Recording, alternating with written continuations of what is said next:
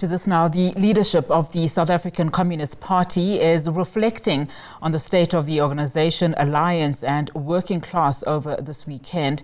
The meeting takes place following the passing of the 100 days of the GNU in office, as well as the party's launch of its Red October campaign.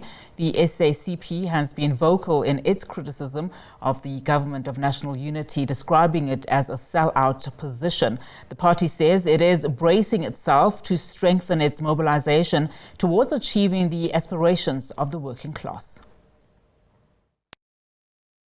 The South African Communist Party not backing down.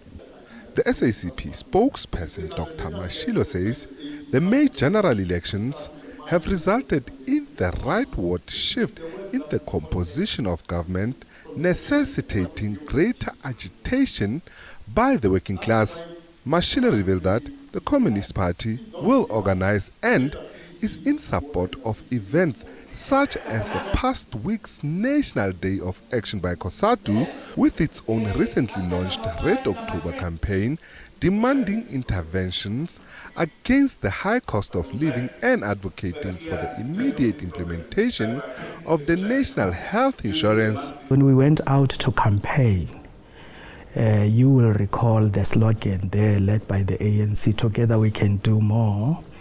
You are drawing our attention to the fact that the ANC will be marking 100 days. So that leaves out the working together we can do more. There is no joint assessment by the alliance of what happened in these 100 days. So we wouldn't like to speak on behalf of the ANC.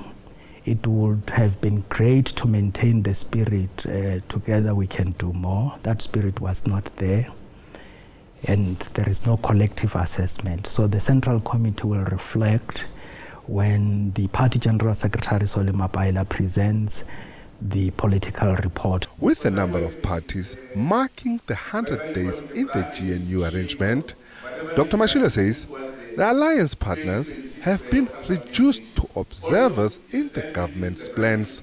The alliance did not sit down to say we campaign using a manifesto that we together adopted. It is now time to translate the manifesto into a medium-term strategic framework or the medium-term development plan. How do we go about? How do we give practical effect and implementation, monitoring and evaluation effect to what we agreed upon? Since May, we have had no political session to reflect on those.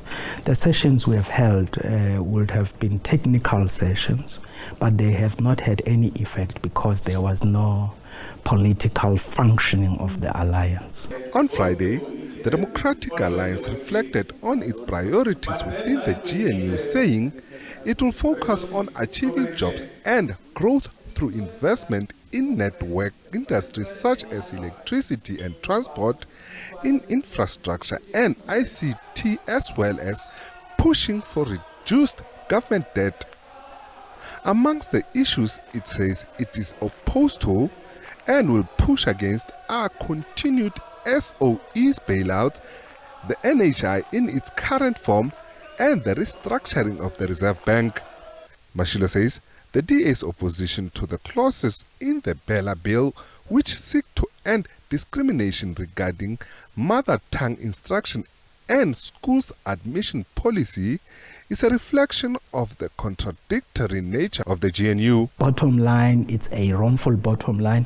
It shows the contradictions in the GNU, and then those contradictions have resulted, I mean, for the first time, Natasha, since April 1994, when the President of the Republic signs a bill passed by the majority of Parliament representing the people, the minister decided to boycott that event. That would not have happened under Mandela, under Mbeki, under Mdante, under Zuma. We are seeing this for the first time. So to the extent our comrades are fair, they will reflect and say, what is this really?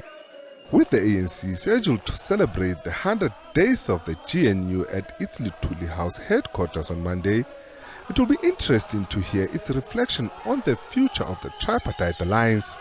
Nhlanhla Kgatlana, SABC News, Johannesburg.